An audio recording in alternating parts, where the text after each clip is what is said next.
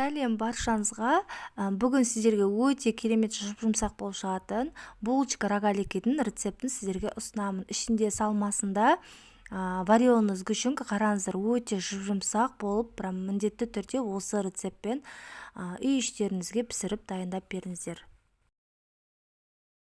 Ең бірінші жылы сүтімізге дрожжымызды салып, қантымызды салып, ерітілген сары майымызды, сұйық майымызды, тұзымызды және бір жұмыртқамызды салып, жақсылап лопатканың көмегімен араластырамыз. Содан кейін ситыдан өткізілген ұнымызды салып, лопаткамен қою болғанша тестімізді араластырамыз. Міндетті түрде ұныңызды ситыдан өткізіңіздер, себебі ауасы шығып, тестіңіз жақсы көтеріледі.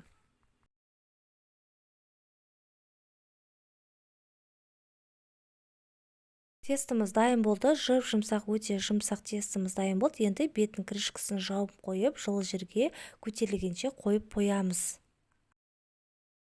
Тестіміз көтерілді, жұмсақ болып тестіміз жақсы көтерілді. Енді салмасына вареный сгущенканы қолданып, рогаликімізді дайындаймыз. Енді тестімізді бірнеше бөліктерге бөліп аламыз, шариктерге. Негізі барлығы бірдей болу үшін весімен бөлгенде жақсы болады, бірақ мен көз мөлшермен бөлдім. Осындай домалақтап барлығын бөліп аласыздар.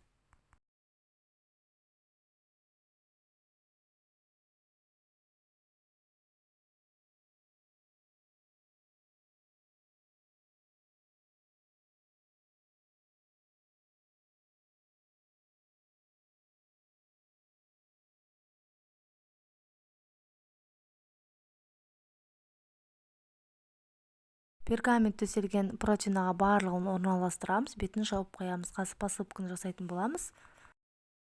Қазір енді посыпкасын дайындайтын боламыз.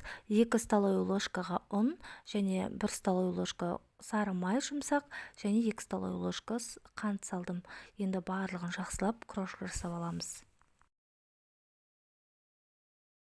Посыпкамыз дайын. Енді жұмыртқаның сарысын жағамыз. Содан кейін барып үстіне посыпкамызды сеуіп, қызып тұрған пеште 15-20 минутта пісіріп аламыз. 180 градуста 15-20 минут пісіріп алып, тез піседі булочка. Өте дәмді булочка. Міндетті түрде дайындап пісіріп көріңіздер. Және де лайк, комментарий қалдыруды ұмытпаңыздар. Менің каналыма тіркеліп, жақсы рецепттермен бөлісіп тұрамын сіздермен. Рахмет.